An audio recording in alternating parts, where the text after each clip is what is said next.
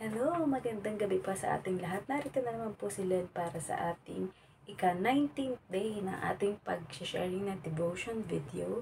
And syempre, thank you Lord dahil pahinga na naman natin at makakapagawa na naman tayo ng sharing of video na ito. And habang inihintay natin ang pag-devotion din ng ating church na sinisimbahan dito, ang Alive in Christ. But bago po ang lahat, huwag natin kakalimutan ang manalangin. Ama namin Diyos na makapangyarihan sa lahat, muli nagpapasalamat po kami, Panginoon, sa isang magandang araw, Panginoon, na natapos na namang muli, Panginoon, ang aming mga dapat gawin, Panginoon. And salamat, Panginoon, para sa lahat ng mga pagpapala, Panginoon, sa aming buhay, sa aming hininga, Panginoon, at lahat ng aming mga senses ay nagamit namin, Panginoon. At ngayon itong oras na aming pagpapahinga, Panginoon, at inilalaan po namin upang magbulay-bulay at mag-aral ng inyong mga salita, Panginoon. Dalangin po namin ang patuloy na paglukob, Panginoon, at pagsama ng inyong banal na Espiritu, Panginoon. Kayo ang aming Diyos na dakila sa lahat, ang tinatawag na Elohim or El Elyon, the Lord Most High, Panginoon, at ang inyong anak na si Jesus, Panginoon, ang siyang madakila, Panginoon, at lubos na makilala ng mga makakapakinig na ating pag-sharing ng devotion na ito. Ikaw nawa ang maghari, Panginoon, lagi nga itago lamang ako sa inyong likuran, Panginoon, upang inyong kalwalatian, Panginoon, ang siyang makita ng mga makakapakinig ng devotion na ito. Muli, binabalik po namin ang lahat ng papuri at pasasalamat at tanging pangalan ng buktong na anak na si Jesus.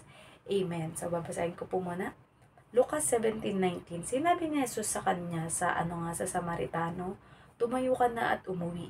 Pinagaling ka ng iyong pananampalataya. Message. At binigyan ng basbas ni Jesus ang pinagaling ng Samaritanong iyon, na siya ay pinagaling ng kanyang pananampalataya, kaya maaari na iyong tumayo at umuwi.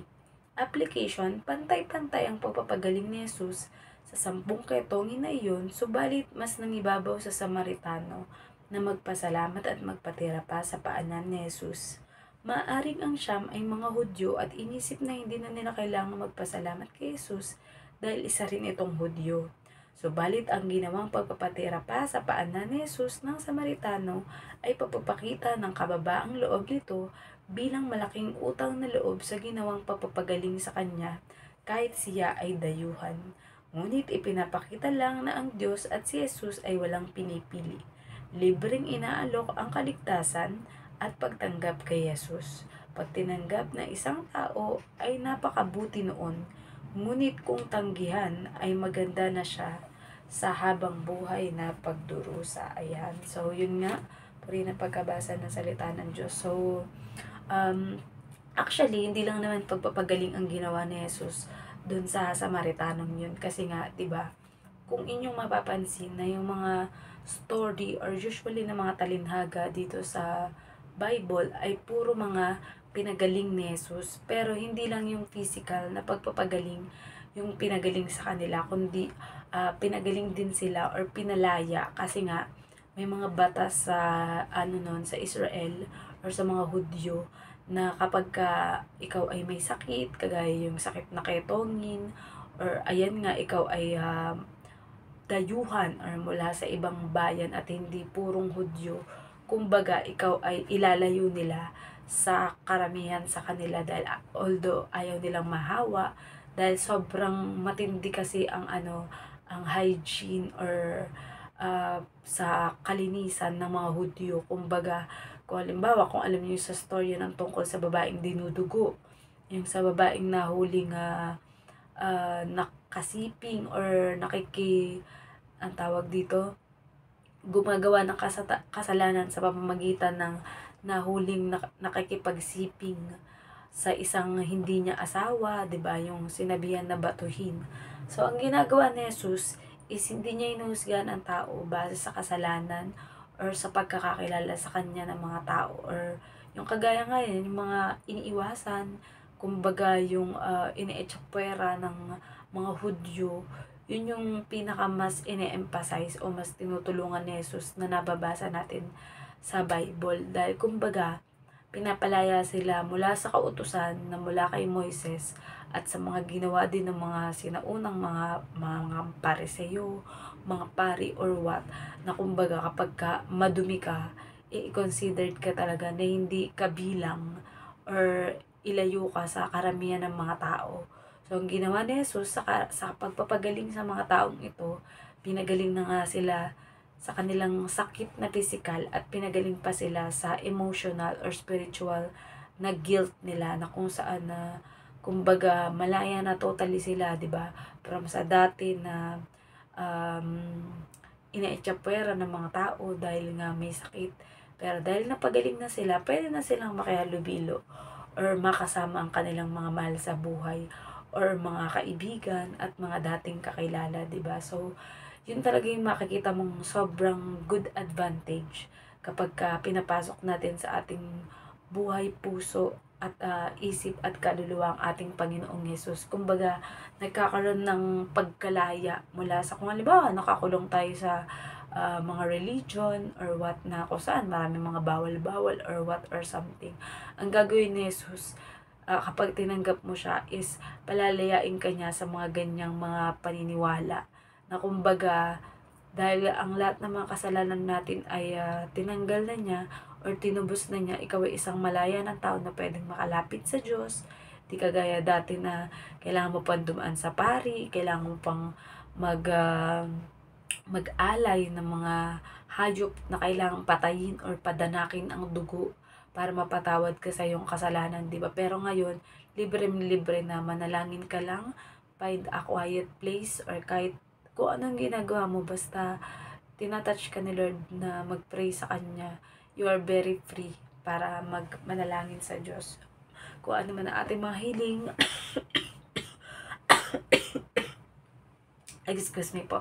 Actually, kahit hindi naman natin hilingin sa Kanya, at bago pa man natin hilingin sa panalangin sa ating Panginoong Diyos, is alam na niya yan.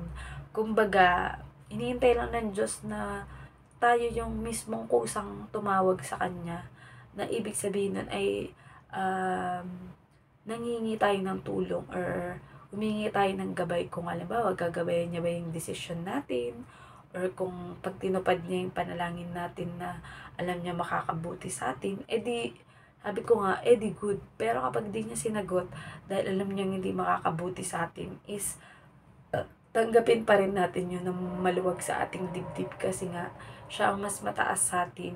Siya ang Diyos na nakakaalam ng lahat at may likha ng lahat.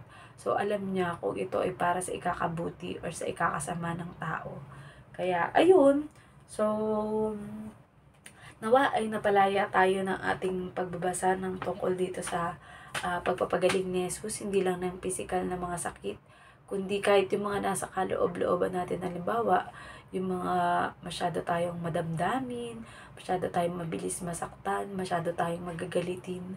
Kumbaga, sa ating pag-aaral lagi ng salita ng Diyos, mas nalalaman natin na kung ano yung mga dapat baguhin ng ating Panginoong Diyos sa ating buhay. Kumbaga, ano lang yan eh.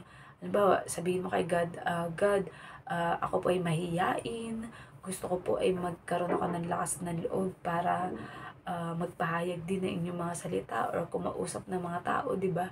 Or God, gusto ko pong tanggalin sa akin yung pagiging magagalitin. Ayan, so pag pinapasok mo ang ating Panginoong Yesus sa iyong buhay, magkakaroon ng pagbabago. Hindi man siya instant, pero at least kung kahit sa bawat araw, nag-unti-unti, as long as lumalalim ka pa sa pag-aaral ng salita ng Diyos, is mas nababago ka araw-araw. Kumbaga, kung dati sobrang magagalitin, sa susunod na araw, medyo hindi na magagalitin. Hanggang sa dumating ka dun sa point na hindi ka na talaga nagiging magagalitin agad, na yung sobrang nagwawala or what or something. So, normal lang naman sa atin, minsan di ba nagagalitin kapag may mga episode na hindi natin gusto or may kausap tayo na nakapagpagalit sa atin, di ba? Pero sabi nga, tuturuan tayo ng mga salita ng Diyos at ng banal na espiritu na maging mahinahon. Yung kumbaga kapag nakakaramdam ka ng galit, sabi nga, ano ka daw muna, inhale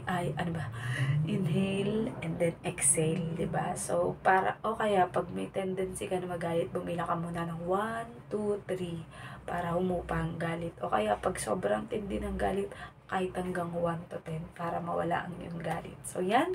Nawa po ay meron tayong natutunan sa araw na to sa ating pag-aral ng devotion. At bago po ang lahat, tayo po ay manalangin sa pagtatapos. Ama namin Diyos na makapangyarihan sa lahat. Muli, nagpapasalamat po kami, Panginoon, dahil palagi kaming merong pagkakataon na ibinibigay ninyo para makapag-aral ng inyong mga salita, Panginoon. Dalangin po namin, Panginoon, na ito ay aming laging maunawaan, Panginoon, at maisabuhay, Panginoon, at magkaroon ng aplikasyon para sa aming patuloy na pagbabago, Panginoon, sapagkat alam namin sa bawat araw ay binabago niyo po kami upang sa pagtagal ng panahon, Panginoon, na mas nakikilala namin ang inyong anak na si Jesus, kayo, Panginoon, at ang banal na Espiritu, ay lalakad kami na kagaya ng sa kabanalan at kalwalatian ninyo, Panginoon. Alam po namin na hindi namin ito magagawa kung hindi ninyo kami tutulungan, Panginoon. At dalangin ko po, Panginoon, lagi na ang mga deepest prayer ng bawat isa, Panginoon, sinasabi man nila ito sa panalangin, Panginoon, or hindi man ibuka ng kanilang bibig, ay alam ko po, Panginoon, na alam niyo na ito at ito ay inyong sasagutin base kung ito ay sa makakabuti o makakasama sa amin. Nawa ay gabayan niyo po kami para muli sa susunod na araw ng aming pag-aaral, Panginoon, at panibagong matututunan ng bawat isa, Panginoon. Maraming salamat po, Panginoon, sa lahat ng mga pagpapala, sa lahat ng pag-iingat ninyo sa bawat isa sa amin. Muli, ibinabalik po namin na lahat ng papuri at pasasalamat sa tayong pangalan ng bugtong na anak na si Jesus. Amen. Good night po and God bless po sa lahat.